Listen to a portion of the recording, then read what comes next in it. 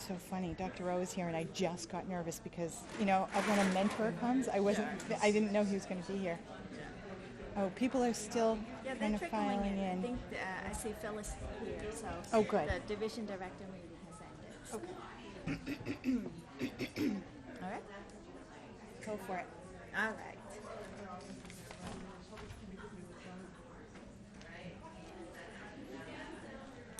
Good morning, everyone. It's my distinct pleasure to introduce our own speaker today, Dr. Leslie Beth Gordon. She is our faculty in the Division of Human Genetics, Department of Pediatrics. Many of us in here have known Dr. Gordon for a million years, feels like, but I'm going to go through the... Because I'm a million years old, that's why. I'm going to go through the formal introduction, but I'll leave actually most of the time for Leslie to share the exciting things in the field. So Dr. Gordon received her bachelor from University of New Hampshire. She was an MD, PhD graduate here at Brown. She was our pediatric intern, and then life-changing event, which she will share with you today, put her in a different area of career path, and she has become the world expert in the condition called Progeria. Dr. Gordon has been our pediatric faculty in the research area since 1998, and she has risen through the rank and now a professor of pediatrics. She is also the founder of Progeria Research Foundation, nationally and world recognized as an organization that contributes to the knowledge of this field. She is currently conducting many clinical trials that's related to progeria, which she will share with us today. So without further ado, I'll have Leslie give you an update. The title of her talk today is Hutchinson-Gilford Progeria Syndrome: Progress Towards Treatments and Cure for an Ultra-Rare Fatal Pediatric Disease. Thank you, Leslie.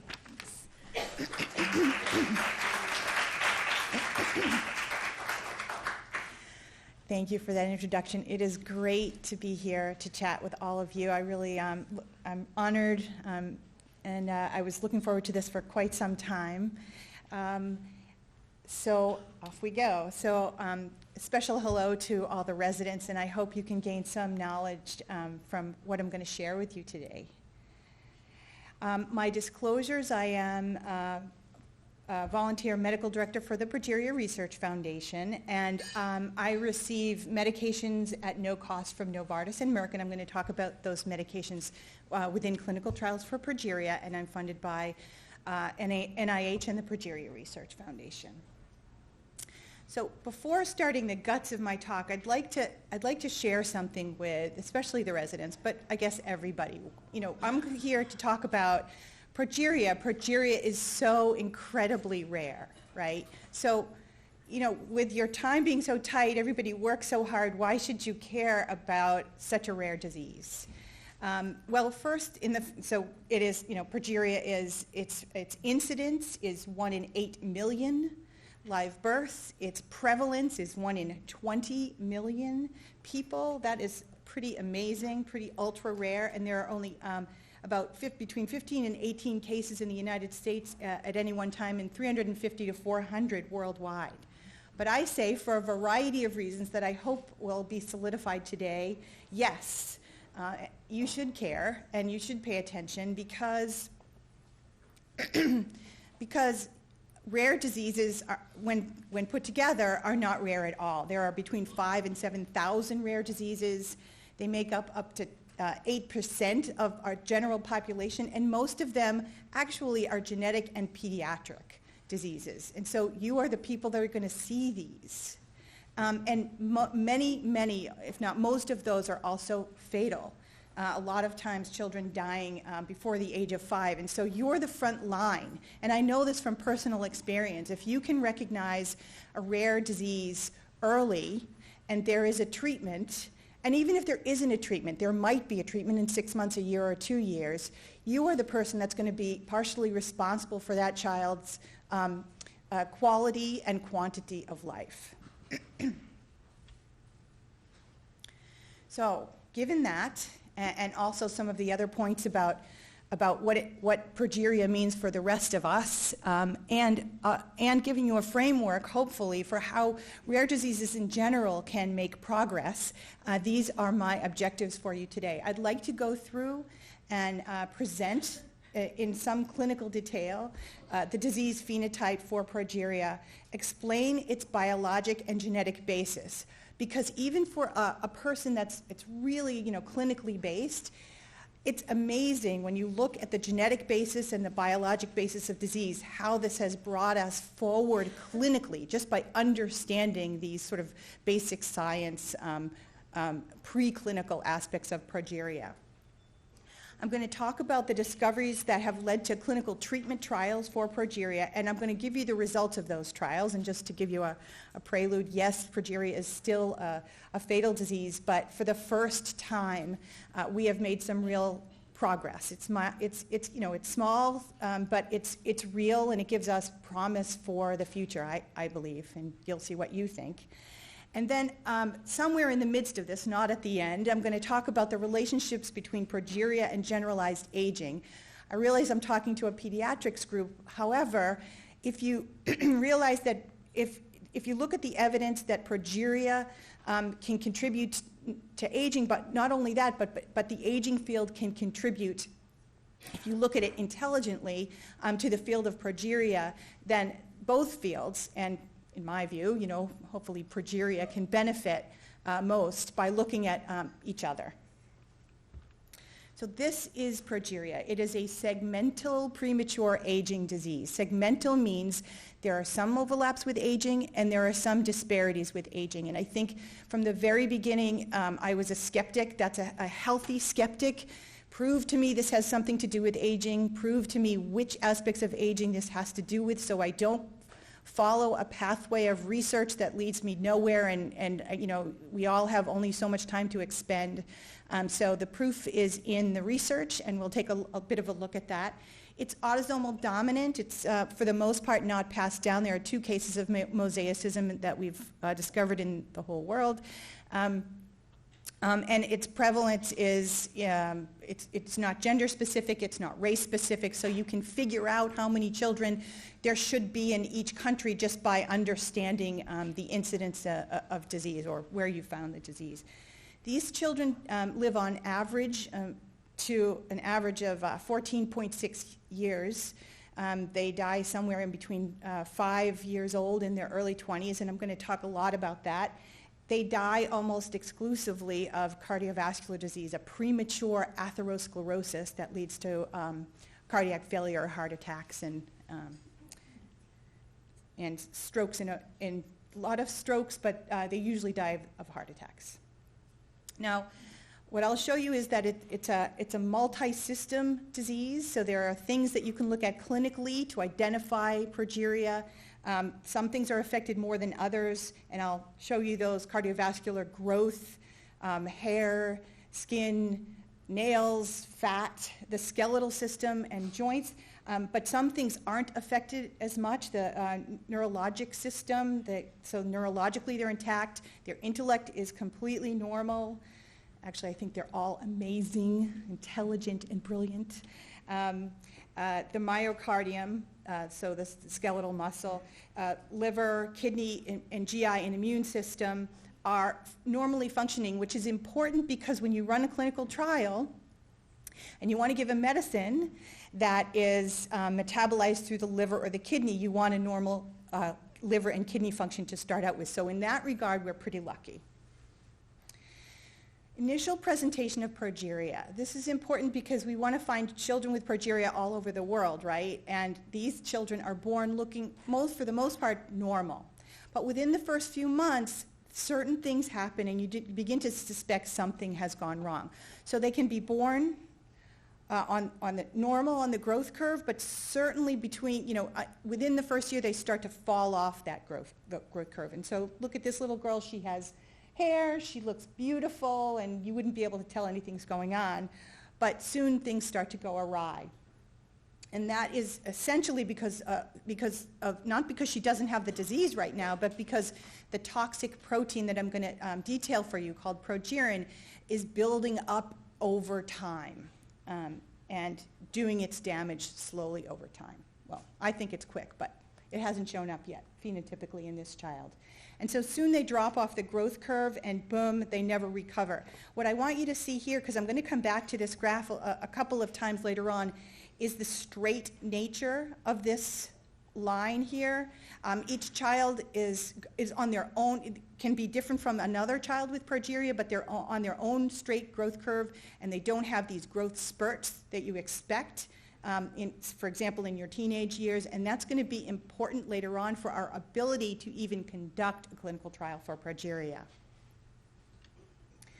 Here's the skin. Now, these pictures are important, and I must say that there are we've really pushed natural history studies and publications because when I started in this field, there was absolutely nothing out there, and a lot of times a pediatrician or a dermatologist, they're such visual folks, will be the first to recognize these things, and they're pretty pathognomonic. I mean, what you're seeing here is total alopecia. Yes, that happens gradually, so you can't be fooled at the beginning. Circumoral cyanosis, this is because there's sort of a lack of fat. But what you're seeing here is this sort of strange bubbling of the skin, and it's really kind of like you took an Afghan and kind of went like this. And there is this, the fat is kind of bubbling out, and that's because of extracellular matrix difficulties with the collagen. But I haven't seen this in many things before if you look at it up close, and that's a really important thing to be able to recognize. A lot of times their belly buttons are, pretty flat as well, or kind of non-existent. So that's what happens to the skin. Their joints have contractures.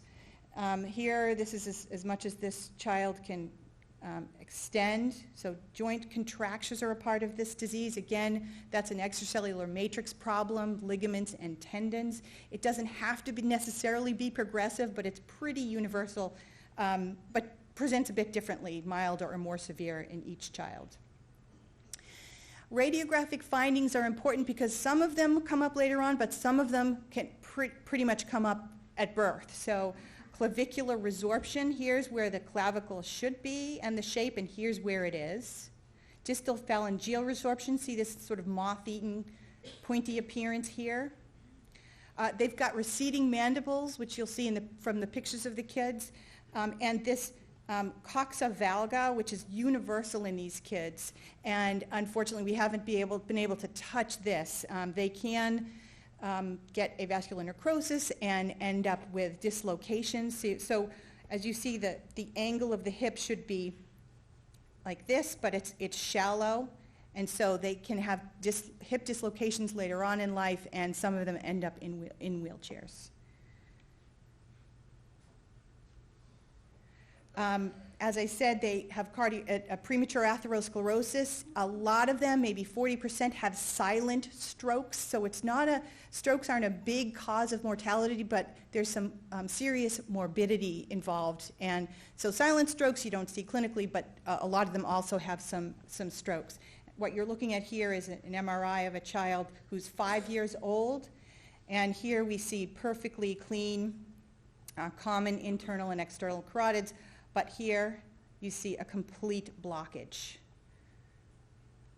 So here, an 8-year-old with chronic infarcts. You can see here and here. These kids are really good at creating collateral, so you may not really see these clinically, but they're not 100% prevalent, but about 40 to 50% of the kids. And this is really just a continuation of the cardiovascular disease, the atherosclerosis, that also causes the cardiac problems. Okay, so in 1998, when when our son Sam was diagnosed with progeria, there was nobody working on this. This is a pretty classic story of a very rare disease, right? If a child is afflicted with something, the parents want to do something, so they want to start a foundation, or they want to discover what's going on. I was a resident at the time. My husband was a pediatric emergency physician here at Hasbro, and it takes a few days to find out there's nothing going on out there. There's nobody doing research. NIH has never funded a project on progeria. There's no central source of clinical information, so, how do you treat this? Nothing out there. And I was a PhD as well, and so, wanted to know, is there a cell and tissue bank? Can I get cells? Can I do research? There was just no place to go. This is, I think, maybe today it's more unusual, but back then it was very, very usual to have a rare disease with parents with a child with a rare disease and no place to go, and no place for the physicians to go either. But that's been solved. And so here's my guys, my husband, Scott Burns, and my son Sam. And Scott and I, along with our friends, our family, and our colleagues, started the Progeria Research Foundation. And whose mission, of course, is to find the cause, treatment, and cure for progeria. And what's wonderful about an organization like this, and I think today we could recognize how important these family or these research-based nonprofits are, is that they provide collaborations with academic institutions, and if we do that, we can do some pretty amazing things together. So at the time I was a resident, and I decided to stop and create the Progeria Research Foundation and become its medical director to fill a hole. And I had this amazing experience because Dr. O was the chairman of Pediatrics at the time, and I believe he must have done I've heard through the grapevine many years later that he did lots and lots of things within the system to create a position for me as an instructor of pediatrics. And you would think this, oh, no big deal, hey, you got onto faculty, but it was a very big deal. I didn't really know it at the time, but now I do. If I didn't have that position, we wouldn't have had the IRB, the academic validity, or the ability to create the programs that have really, really been the building blocks for this entire field to push forward. So I want to recognize that because I think of it often, and I want Dr. O, who's I think in the audience, to know that. You're an amazing, amazing man. Okay, so what did we do first? We did what we could, right? We didn't know what caused progeria. We didn't really know that it was a dominant disease. We didn't know its frequency. I mean, so sort of go back to that know-nothing moment.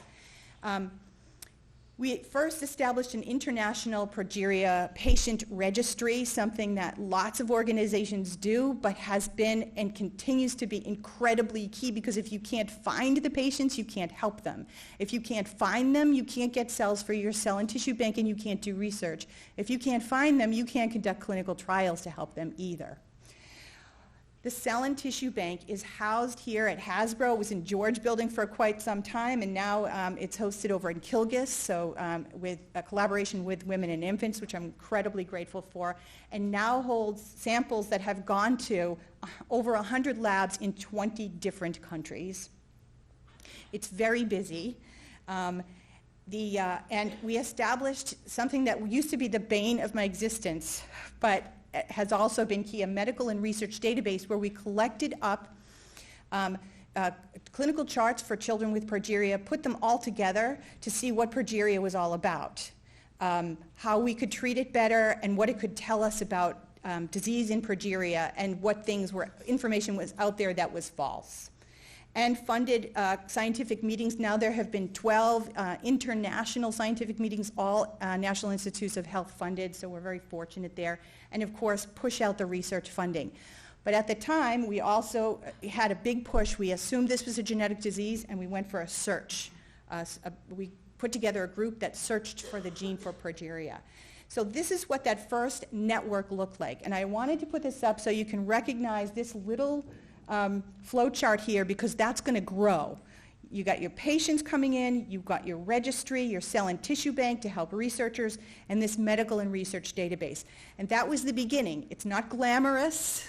It's not going to make it into, great publications, but it's here, and it was a beginning. And it has served us incredibly well. And also, I want you to know that I put lots and lots of pictures of children with progeria up because when Sam was diagnosed, there were none. There was one picture of a teenage child, and I said, my kid doesn't look like that at all. So I put pictures up because I want people to recognize this disease in these kids as early as possible. And I think today you can easily find pictures of children with progeria, and that's really something I think that has been very important also for the field. So we put together this group, called them the Brainstormers. We met at the Brown Faculty Club a couple of times. There were 20 of us, to search for the gene for mutation for progeria. And Francis Collins was one of those folks, because he happens to be an incredible guy. And we went to visit him, brought Sam, and that was it. He was hooked. And he led the way towards finding the gene mutation for progeria. And that was published in 2003 in Nature. And we have been, at that time, that was it. We were catapulted forward, and I'll show you why. The gene mutation for progeria lies in a gene called Lamin A. And Lamin A was a known protein, thank goodness, that had certain functions. It's found in the inner nuclear membrane. It's part of that scaffolding. It's also found in the nucleoplasm, but mostly it functions in the nuclear membrane. It binds to chromatin. It affects transcription of hundreds of genes.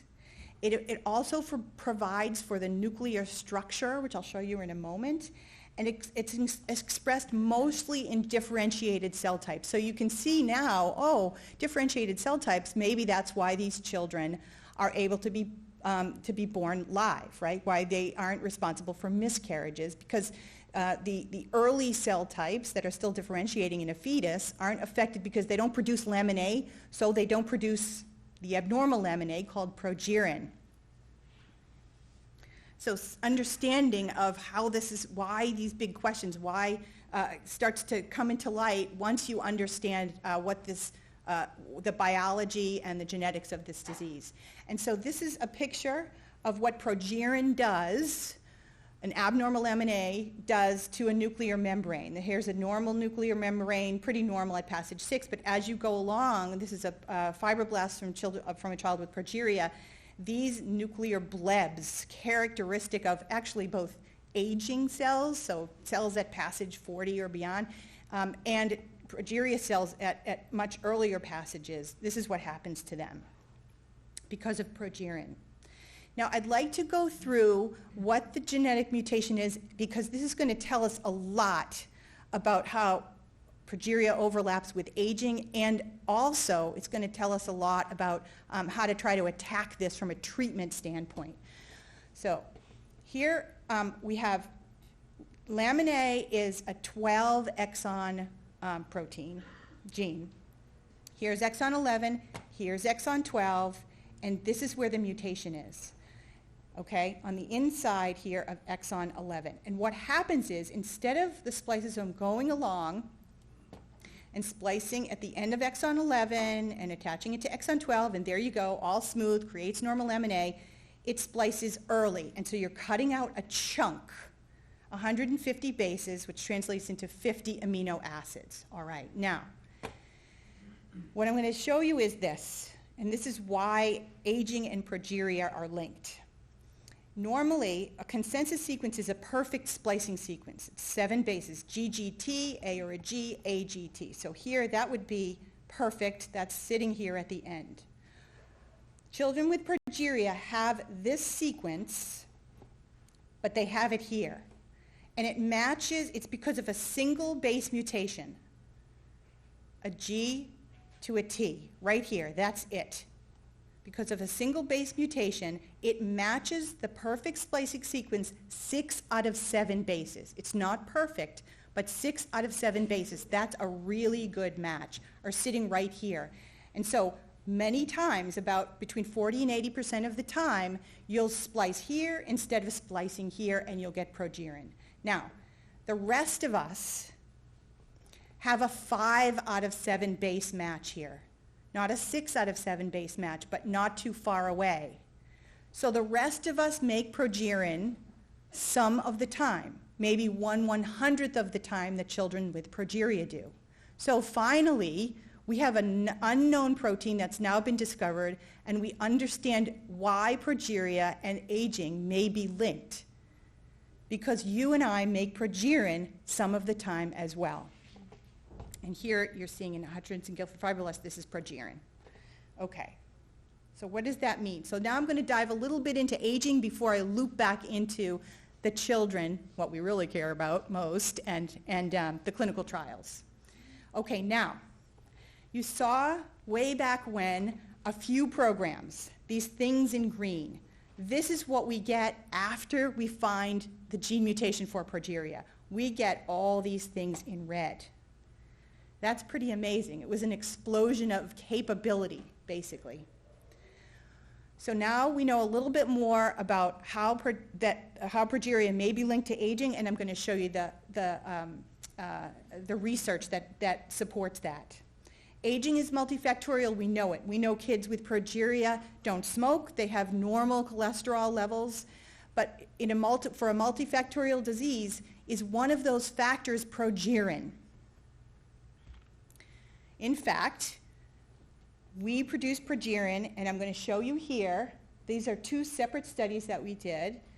This is a skin biopsy from a 93-year-old. So my colleague, my wonderful colleague, Karima Jabali, took biopsies from all the way from birth, which is completely a black slide, developed an anti-progerin antibody, one of these tools that's essential once you know what you're looking for, and did a study, and in a 93-year-old, all of these are individual cells that are expressing progerin. So yes, we're making it. Yes, it's in our skin. We also did a study of vasculature, and this is what it showed us. These are the rates of progerin expression in vasculature from aging individuals at different ages. So this is normal tissue, not progeria tissue. There's progerin in the intima, the media, the adventitia, and in plaques. And here are the rates. So we found a gain of about 3% frequency of progeria-positive cells per year in aging individuals. Cause and effect is a lot harder to show, but now we have something to grab onto, something meaningful, something to say, yes, they have something to do with one another. It's not just a general impression, because we don't want to go on that. This is not my work. This is Can Cow, a wonderful colleague of mine in Frances Collins' lab, now on her own, who did investigations of progerin, and does progerin have anything to do with telomeres? Telomeres are uncapped and shortened as our cells age and become senescent. And she showed that immortalized cells that you make unable to shorten their telomeres, so they go on and on and on, they do not express progerin. So these are Hutchinson-Gilford cells in a dish. This is the amount of progerin they express. These are different lines of normal cells, non-progeria cells, and when you immortalize them, you knock it all the way down here. So the first evidence of some connection between immortalization or telomeres and progerin, and this is the second piece. Progerin is upregulated in cells with uncapped telomeres. So as your cells age, normal cells, and telomeres uncap, progerin production increases. Okay, so that's the question. Can these treatments be mutually beneficial for one another? But what we really care about is the kids in this room anyway, is the kids with progeria, and how can we save them? How do we push forward on a pathway towards saving these kids? Okay, now we can diagnose progeria. A lot of times you got misdiagnoses. There are other progeroid types of diseases, and you can't run a clinical trial or treat a child properly if you don't know what they have. And so now we created a diagnostics program where not only phenotypic but genotypic diagnosis can be made, and that's part of the chain leading to recruitment for clinical trials as well. The research got better, obviously, because you know what you're looking for, and we could create mouse models of progeria, mouse models that actually produce progerin, and they happen to get cardiovascular disease. It's not, mice don't get plaques as easily, but they get a vascular disease that can tell us a lot about progeria and if a treatment is working, and that has been invaluable. Okay, so from the diagnostics program, today we have discovered 107 living children with classic Hutchinson-Gilford syndrome. That's a little over a quarter of the world's population, and this is where they all are. So when we need to conduct clinical trials or want to reach their physicians or try to help them, we at least have 25% or 30% of the world's population we can reach with a lot of translators and a lot of volunteers. Yeah. Okay. So what I'd like to go into now is talk about the post-translational processing of Lamin A and Progerin. And the reason I want to do that is because this is exactly what has given us our first clinical trials and actually our first treatment for progeria, sort of the low-hanging fruit. Pre-Lamin A, so you've got your transcription and then you've got your translation of protein. And the protein comes off as what's called a pre-Lamin A, and it goes through 4 post-translational processing steps. So actually 4 opportunities to sort of paralyze or change the way Progerin collects in your cells or affects your bodies, because we could go after these enzymes. So here's the Lamin A. It ends in a CAX box. You've got farnesyltransferase putting a farnesyl group onto the CAX box, okay? So a farnesyl group is a lipid-loving part of the protein. It enables the protein to intercalate within the internuclear membrane. So without this, you'd be floating around. So this is a lipophilic group moiety. The Lamin A intercalates within the internuclear membrane, and then it goes through 3 other processing steps. The AAX gets chopped off. Then it's carboxymethylated, so it functions best. And in the end, you chop off the last group of amino acids, and this goes floating out into the nucleoplasm, and your cell can divide, and things start up all over again. With progeria, what happens? It's a silent mutation, so you're not changing any amino acids. You've just chopped out 50, and you don't have the attachment site in order to chop off your farnesyl group. So you can attach your farnesyl group, get into the nuclear membrane, but the attachment site for the protein that chops this segment off is gone. And so what you have is a protein that mimics normal Lamin A, can attach to its partners. It's stuck in the internuclear membrane. It doesn't function properly, and it doesn't go away. And it collects over time. So we've attacked progeria. Okay, so this is where we first start attacking progeria, post-translationally, because there happen to be some medications that were developed for cancer that are already in play that we can try to use here. What did we do? Well, we wanted to conduct a clinical trial, so I'm going to skip back a little bit to tell you that in order to do that, we needed to know more about progeria. So we needed to understand what our primary measure of outcome was going to be, and you would think that would be pretty easy because you've got this big cardiovascular disease, you've got all these phenotypes, but it's not easy because you have to find something that comes up early, it's going to progress, you know how it's going to progress, and you can recognize, statistically significantly recognize if this thing is changed. We didn't have anything. If you want to go with cardiovascular disease, you're talking about a 20-year trial. So we used the database, the Brown University, Hasbro Children's Hospital, bane of my existence, medical records of these kids, to say that to say, oh my gosh, there is something steady, and that's rate of weight gain. It's not cardiovascular disease. It's not the most fabulous thing, but it's the only thing we had. And we used it as sort of a surrogate for general health. And we established a weighing-in program where we would send scales out all around the world to the parents of these kids, and they would weigh them once a week, and they would get back to us with those weights, all sorts of instructions, and we developed these curves, and after 6 months of doing this, we could get a nice curve for each child, and each child would serve as their own control coming into a clinical trial for progeria. So that's why the basics, the unglamorous basics, are so important. And that's why we push natural history studies, but then we could launch into clinical trials with whatever we could find. And this is what we found. So what I'm going to show you here is trial 1. Remember the farnesyltransferase that was used as the initial step to put a farnesyl group onto Lamin A and also Progerin. Well, there happen to be lots of proteins that are farnesylated, including RAS, and there are RAS types of cancers. And so there was a drug developed called Lonafarnib, a farnesyltransferase inhibitor that had been developed by Schering-Plough for like 20 years, and millions of dollars had been put into it. And we said, hey, can we use that? And we said that after we came up with some preclinical evidence. So quickly, what I'm just going to show you here is that farnesyltransferase inhibitors normalize this nuclear evagination, and they help mice with progeria to live longer and grow better. This is a mouse, an untreated mouse and a treated mouse, and this is the aorta of an untreated mouse.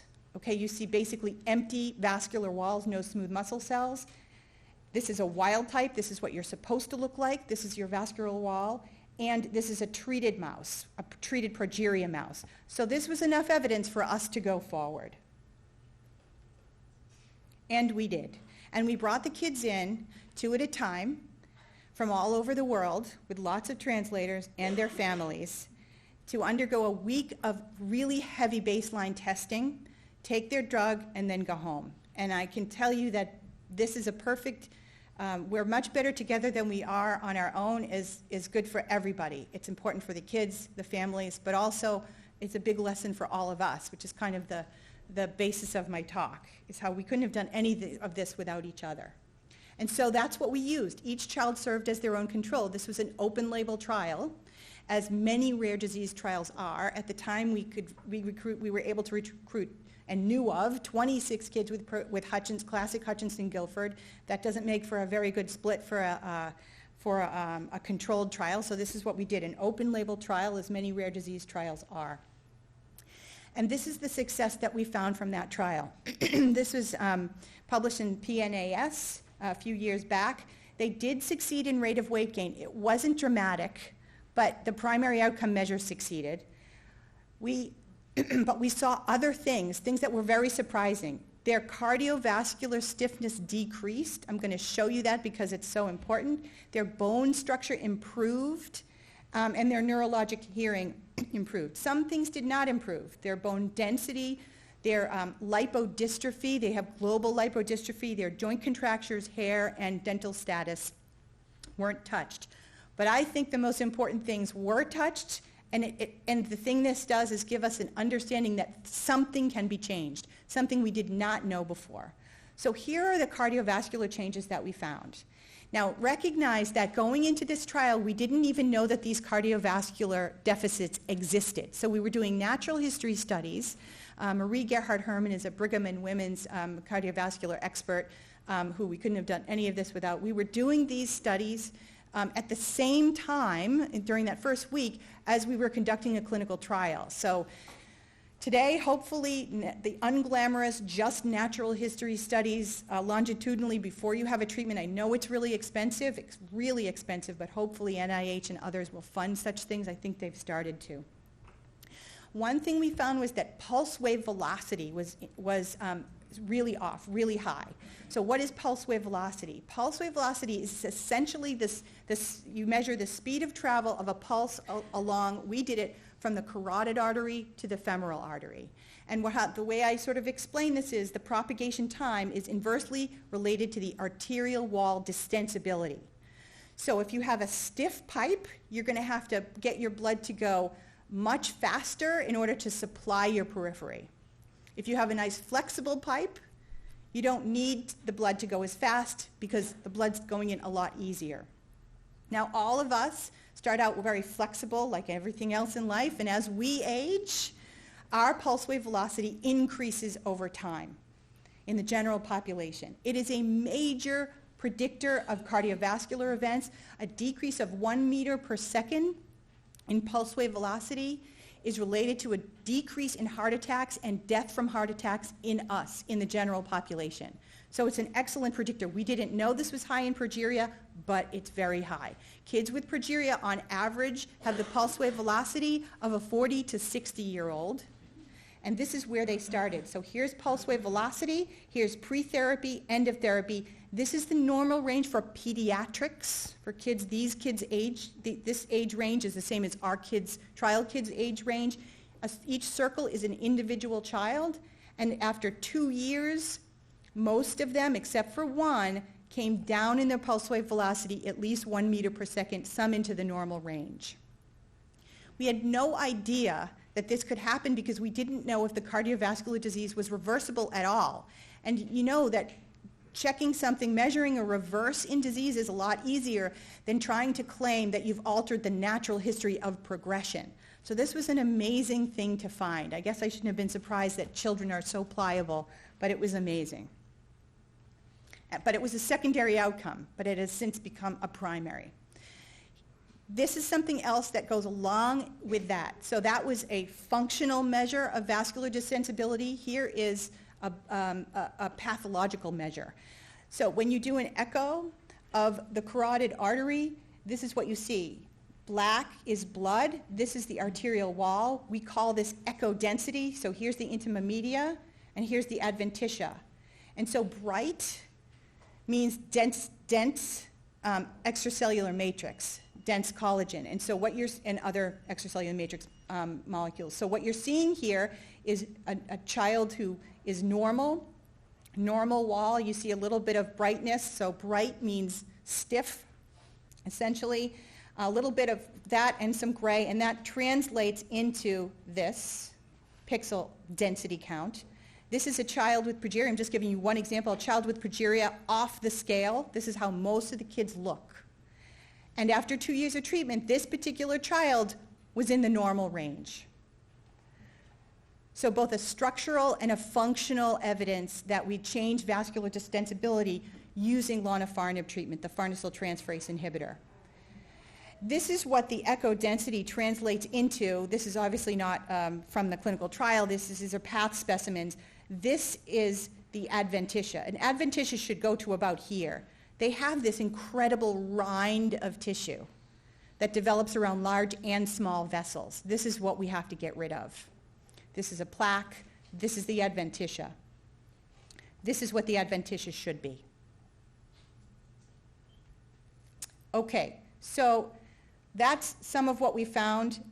What we also found, sort of in retrospect, is we were able to look at the survival of these kids, and we were only so that was great, and that was what was in the paper. But years later, we started to do studies on whether Lonafarnib, the farnesyltransferase inhibitor, assisted in lifespan extension. You would think it would, you would hope it would, but you don't know. What we didn't have is a survival curve for progeria, and so again, we went back to the database and the registry and looked and found, it took us about a year to find 204 kids that weren't treated with progeria and created a really complete Kaplan-Meier curve showing us what should happen without treatment in progeria. This is survival probability, and this is age. So at 0, when you're born, 100% survival, and the average here is 14.6 years, and here is the curve as it goes down. And then we were able, only then were we able to take a look at whether this treatment had any benefit on survival. And this is unpublished as yet, but basically the answer is yes. So this is this blue curve is children who didn't get treatment, and the red curve is 2 years of treatment with the Lonafarnib. And the p-values are pretty dramatic here. So I would say this is pretty good news. The kids are still dying, they're still sick, they still have progeria, but it's a start.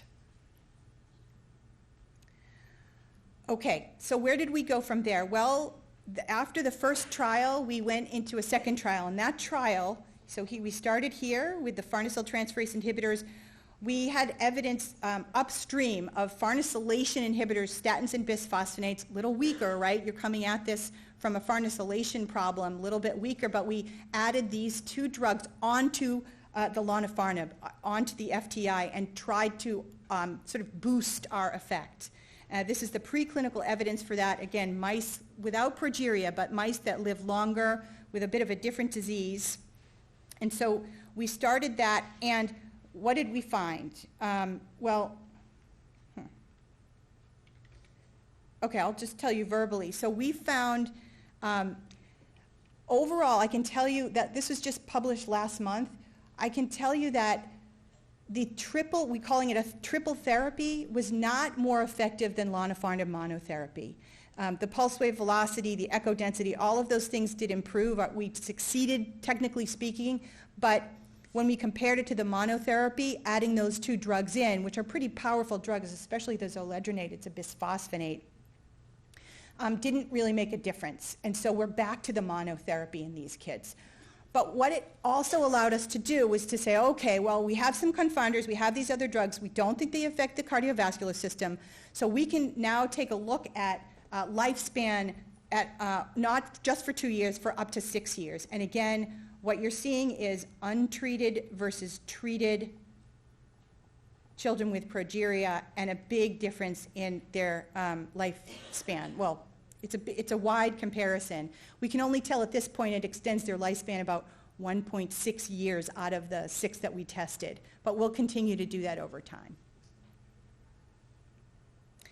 Trial number 3 is in so that the triple therapy trial was finished. It was not successful in the way that we had hoped. We didn't boost the effect of the Lonafarnib of the FTI, so we moved on to a trial that is based on autophagy, or getting rid of progerin. So there was then some evidence in vitro that progerin, if you give rapamycin, which is an mTOR inhibitor, that progerin can be essentially dispensed of more easily through autophagy. And so, since this is on the market, still low-hanging fruit, we are now conducting a phase 1 trial, phase 1/2 trial using Everolimus, which is a rapamycin-like drug in children with progeria. So our priorities now remain preclinical discovery, getting the natural history down, because right now our outcome measures are 2-year outcome measures. I'd love to be able to say something improved in these kids before 2 years of therapy goes by, and biomarkers and natural history studies are really in need of this kind of study. High throughput mouse testing, so we have these great models. We need to get more drugs into them to see what might help kids with progeria, and then funneling into clinical trials. So we're somewhere in the middle. We're somewhere in the middle. We don't know how far, but we know we are far from finished. And we need to keep on this, because when you study it, you can see incrementally that we're making progress little by little, and we just need to keep forging ahead and believing that we can make a difference. At the most recent International Progeria meeting, there were 17 funded projects with potential treatments for progeria that were actually showing promise, most of them in vitro, but some of them also in mouse models. These are the things that need to be pushed into these high-throughput mouse studies. I call them high-throughput. They take like 2 years to do. My favorites, of course, are RNA therapeutics, because you're getting right at the gene, essentially, the RNA, and going to the source of the problem. But in the meantime, downstream is okay. Anything is okay that might work for these kids in the meantime. I want to thank, oh my gosh, there are just so many people that I work with, but I've already told you about Dr. O. Big kudos to him.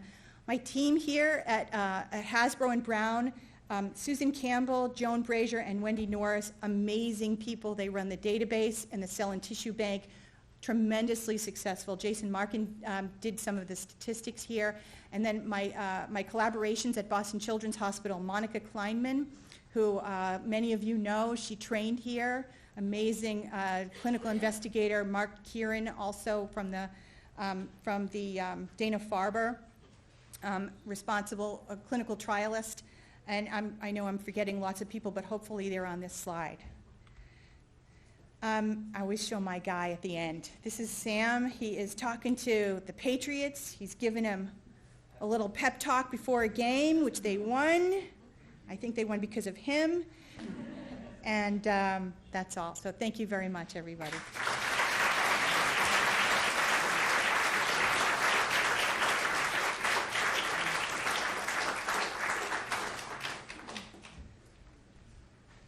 That was really great because it really took us through the basic translational and the clinical and the emotional side of this disease, and I thank you for doing that.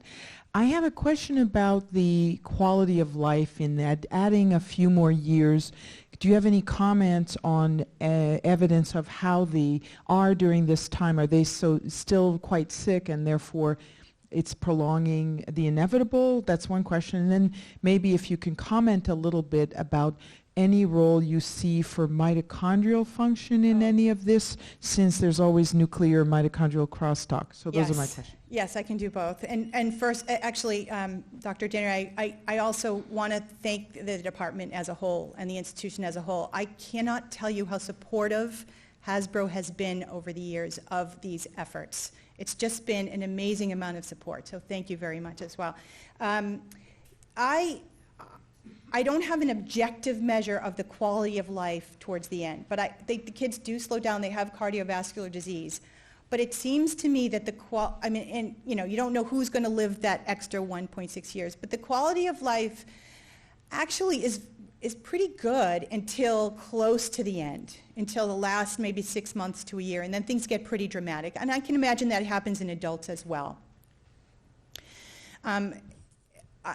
So the kids in general, unless they come from a country or a region where they're emotionally not treated well, they have a lot of support and they are happy and live good lives until very, very close to the end. So I can imagine anecdotally that the extension of lifespan also goes along with a better quality of life until the end. And I guess the cardiovascular data would show you that as well, because if their vascular system and hence their hearts are working better for a longer period of time, they'll be able to be more active for that period of time as well. And then your second question was about mitochondria. That is an excellent point.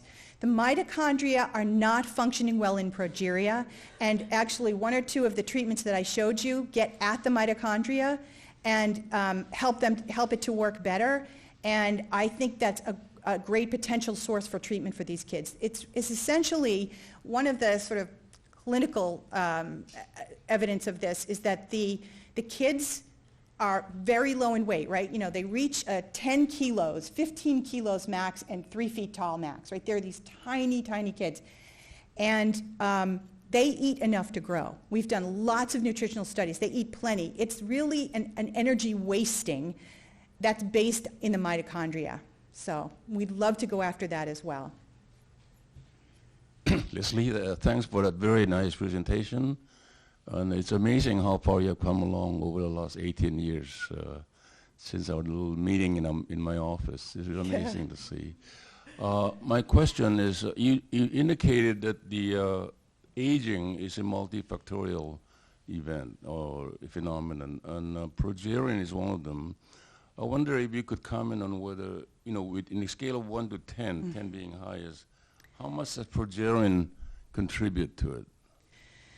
So the cause and effect, as I mentioned, is really hard to show, and the National Institutes on Aging is I think not convinced about the cause and effect, and I think the jury is out on that. But one of the studies that's ongoing is, I think Francis Collins' lab is creating a progerin-free mouse model, so a normal mouse that doesn't make any progerin. If that mouse lives longer, we'll know that there's some effect. There are some other studies sort of that ilk. If you wipe out progerin altogether from normal cells, what does that do? So I think the jury's still out. I don't know. I don't think I could fairly conjecture what influence it might have. I hope it has a lot. Yeah. Thanks for a wonderful presentation. Thank you. I wonder if you'd care to give us a little follow-up on your little boy, or what he's doing, how old, and so forth. Yeah, no, he's actually not here with us anymore, but he was great, actually, and I'd like to encourage folks, actually he, when he was, a couple years ago when he was 17, he did a TEDx talk that is now the second most watched talk in the world for TEDx. So if you look up Sam Burns TEDx, you can see him and his philosophies for life. I think he was pretty spectacular. And there's also a movie, an HBO film called Life According to Sam that you can rent if you want, and you can learn more about him. He was awesome.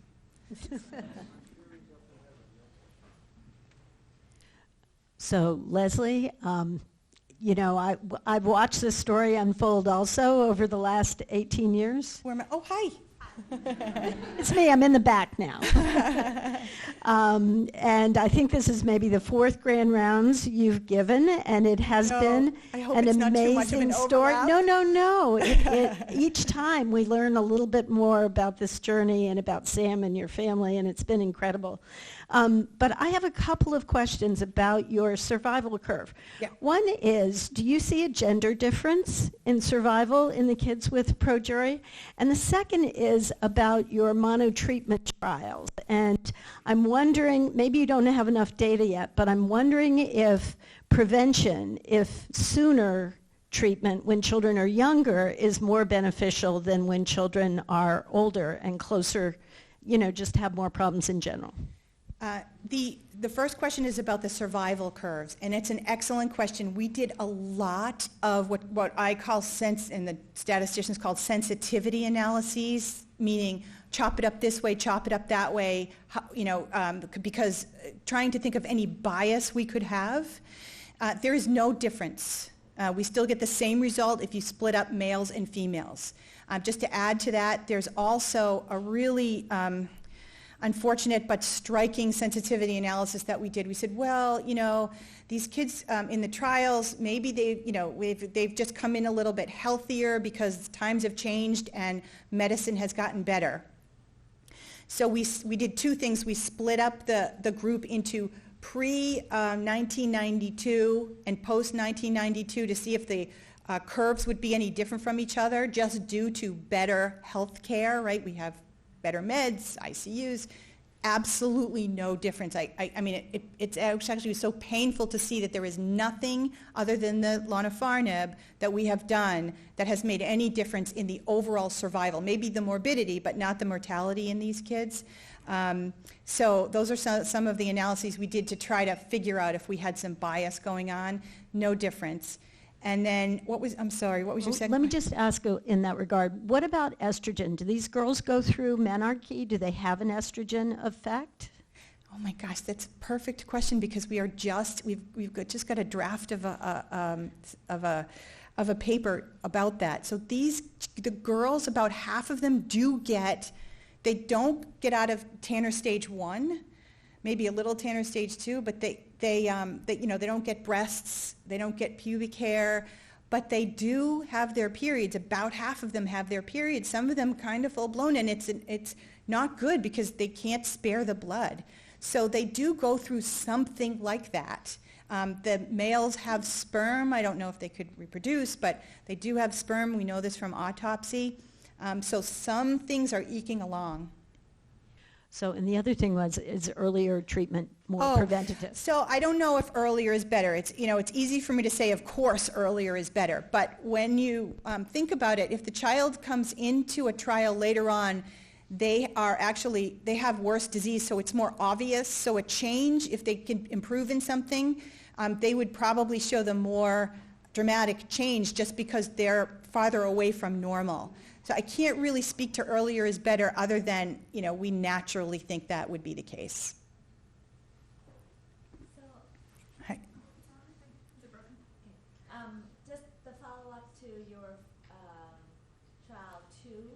Yeah. I think that is because the children, we have so few children who enrolled in the trial, and the children has already, a little eking along further in their disease process. That's why you did not see additional effect. Is that? Why didn't we see additional effect in trial 2? No, it's not because of numbers, because actually trial 1 we had 26 kids, trial 2 we had 45 kids. And we broke those up into what we call naive kids, kids who hadn't seen Lonafarnib before, and kids who traveled from trial 1 right into trial 2. So we've got a couple of split out groups, which makes life a little more complicated as we go on, but we also have more children. And also the new kids were younger kids, because you can imagine that for the first trial, we didn't even have a way to diagnose children before. So the group as a whole was much older, so we had a younger group. So there were some things that we could try to dissect out. Why do I think it didn't work? I think bisphosphonates mostly go to bone. They also can go to vasculature. And statins are great, but they just weren't powerful enough. There might have been a difference that we couldn't see clinically, and that it would have been nice to have other, maybe better biologic, maybe if we could measure progerin from urine or blood, but we can't. So I would say they were just too far upstream for us to see a clinical difference in what we measure. I think we have time for just one more question. Angie, do you have a question? No. You've come a long way from rattlesnake doom. Because I think that's what you had started with long-term. But I think it's a little bit of a takeoff of both Phyllis's and Shanika's question, which is particularly for the bisphosphonate piece. Any difference in morbidity? Any difference in rates that you look at? These children do not have... Yeah. No, so first of all, just to be clear, these kids they don't have a frank what do we call it in pediatrics? Low bone, they have a bit of a low bone density, but it's not too bad. And what I didn't show you is the peripheral quantitative computed tomography that basically that the structure of the bone is very different. But the density itself isn't like osteogenesis imperfecta, and they don't actually have bone breaks more frequently than other kids. So it's really not a morbidity issue as it is sort of we have this test and we can show you that the structure of the bone has improved. But the structure of the bone improved to normal with Lonafarnib. Yeah. So we got the same thing. We got it. It was something that didn't actually upset their calcium balance. So what I also didn't go into is that these kids suffer from a calcium dysfunction that leads to extraskeletal calcifications that we don't like to see. And these may have been exaggerated or aggravated by the triple therapy treatment. And so we wanted to get back to that monotherapy immediately. And then CRISPR technology? CRISPR technology is fantastic. I'm going to tell you the same thing about CRISPR as I said about RNA therapeutics 20 years ago. I want to be right in there with that technology. RNA therapeutics, after 17, 18 years, is just coming to the potential for possibility. We've been working with drug companies, also another important partner, for about 5 years now, and are just getting into mouse trials that look promising for progeria and to actual treatments. They're just getting some approved now. I don't know if you read about Sarepta getting their DMD therapeutic approved just, I think, last week. This is all good news. CRISPR, kind of the same thing. We'll use it as a preclinical tool for a while and see if it surfaces as a clinical tool as time goes on. Very, very futuristic and Star Trek. I love that. Great. Thank you so much for wonderful grand rounds. Have a great day.